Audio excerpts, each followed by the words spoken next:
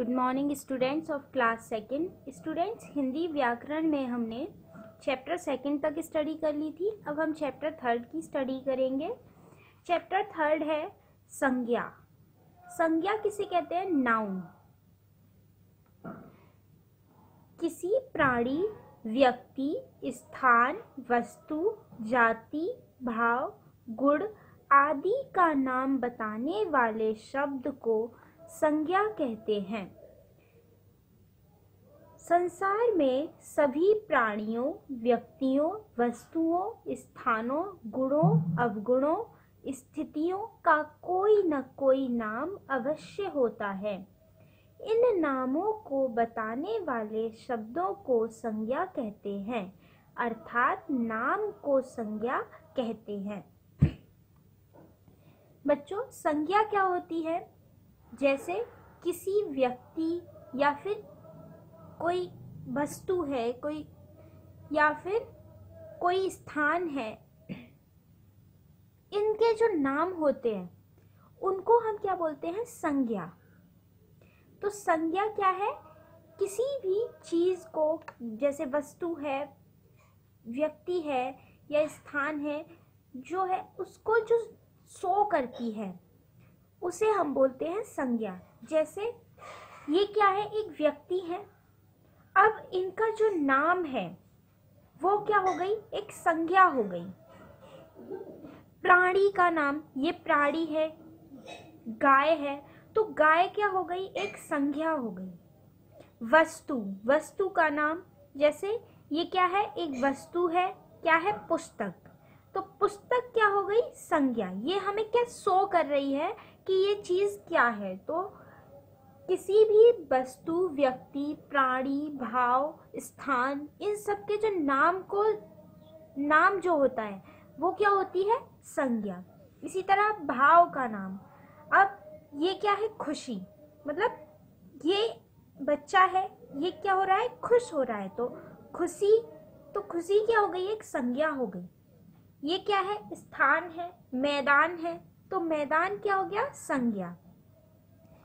संज्ञा के प्रकार। इन चित्रों में आए शब्दों के आधार पर हम संज्ञा के 3 भेद कर सकते हैं। संज्ञा कितने प्रकार की होती है? 3 भेद हैं संज्ञा के: व्यक्तिवाचक संज्ञा, जातिवाचक संज्ञा और भाववाचक संज्ञा। व्यक्तिवाचक संज्ञा कौन सी होती है? किसी विशेष व्यक्ति, वस्तु, स्थान आदि के नाम को व्यक्तिवाचक संज्ञा कहते हैं। जैसे ये है महात्मा गांधी, तो महात्मा गांधी क्या हो गए? व्यक्तिवाचक संज्ञा हो गई, क्योंकि ये एक व्यक्ति का नाम है। सूरज, अब सूरज क्या है? एक सूरज क्या हो गई? व्यक्तिवाचक संज्ञा। ताजमहल स्थान का नाम है, तो ये क्या हो गई? व्यक्तिवाचक संज्ञा। हरिद्वार, हरिद्वार क्या है? स्थान का नाम है, तो ये क्या हो गई? व्यक्तिवाचक संज्ञा। तो किसी भी वस्तु या फिर स्थान या व्यक्ति, इनके जो नाम को शो करते हैं उसको हम क्या बोलते हैं? व्यक्तिवाचक संज्ञा। यहाँ महात्मा गांधी नाम व्यक्ति विशेष के लिए प्रयुक्त हुआ है। सूरज एक विशेष तारे का नाम है। ताजमहल एक विशेष इमारत का नाम है और हरिद्वार एक विशेष स्थान विशेष का नाम है। तो इस प्रकार ये शब्द क्रमशः पूरी जाति के केवल एक ही व्यक्ति, वस्तु या स्थान का बोध करा रहे हैं। अतः ये व्यक्तिवाचक संज्ञाएं हैं। मतलब ये क्या है? व्यक्ति में आए, और ये महात्मा गांधी, ये क्या है? केवल एक व्यक्ति का नाम का बोध करा रहे हैं। तो इससे क्या होगा? इसे हम क्या बोलेंगे? व्यक्तिवाचक संज्ञा। अन्य उदाहरण जैसे भारत, भारत क्या है? एक देश है, एक देश के लिए भारत बोल रहे हैं, तो ये क्या हो गया? व्यक्तिवाचक संज्ञा। मेरठ, मेरठ क्या है? एक स्थान का नाम है, तो ये भी व्यक्तिवाचक संज्ञा। अलीगढ़, अलीगढ़ क्या है? स्थान है, जिला है, तो ये भी क्या हो गया, एक व्यक्तिवाचक संज्ञा। सरदार पटेल, ये क्या है, एक व्यक्ति का नाम, तो ये क्या हो गया, व्यक्तिवाचक संज्ञा। चंद्रमा, चंद्रमा एक तारे को शो कर रहा है, तो ये क्या है, व्यक्तिवाचक संज्ञा। इलाहाबाद आदि। अब आते हैं सेकंड, जातिवाचक संज्ञा। जो संज्ञा शब्द नाम किसी व्यक्ति, प्राणी, वस्तु आदि की पूरी जाति का बोध कराते हैं, उन्हें जातिवाचक संज्ञा कहते हैं। जैसे अभी यहाँ क्या था कि ये केवल जैसे व्यक्ति है, तो ये एक व्यक्ति का नाम है, केवल एक का। इसी प्रकार ये सूरज क्या है, केवल एक का है। तो यहाँ क्या होगा कि यहाँ पूरी जाति का, मतलब व्यक्ति, प्राणी, वस्तु की पूरी जाति का बोध कराएंगे। जैसे गाय, लड़का और बतख।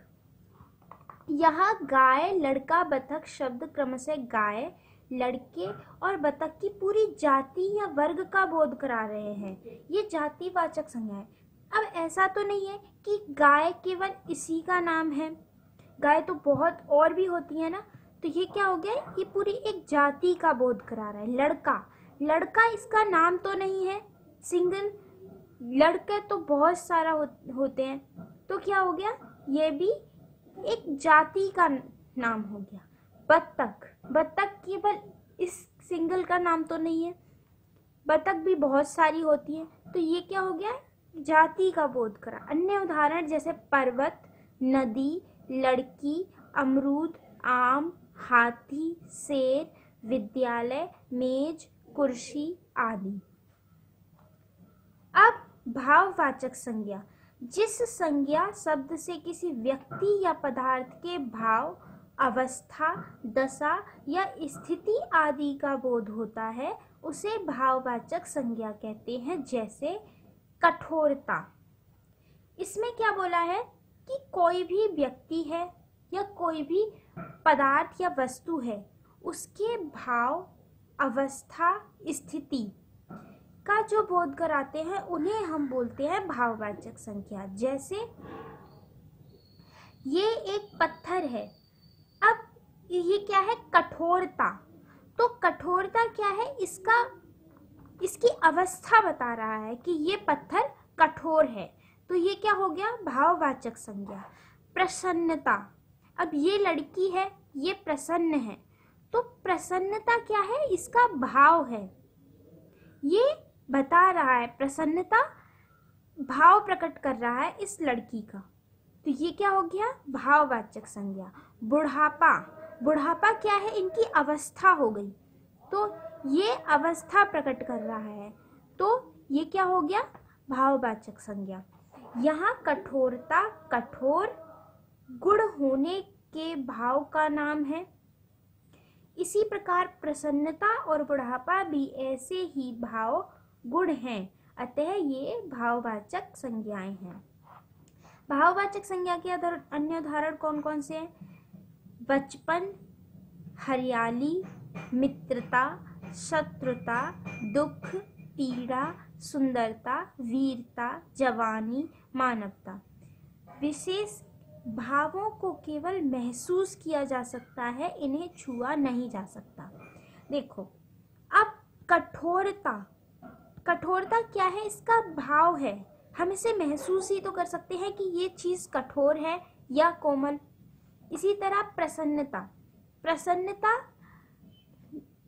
को हम छू नहीं सकते, हम महसूस कर सकते हैं कि ये लड़की प्रसन्न है। तो क्या है कि भावों को केवल महसूस किया जा सकता है, इन्हें छुआ नहीं जा सकता। ओके।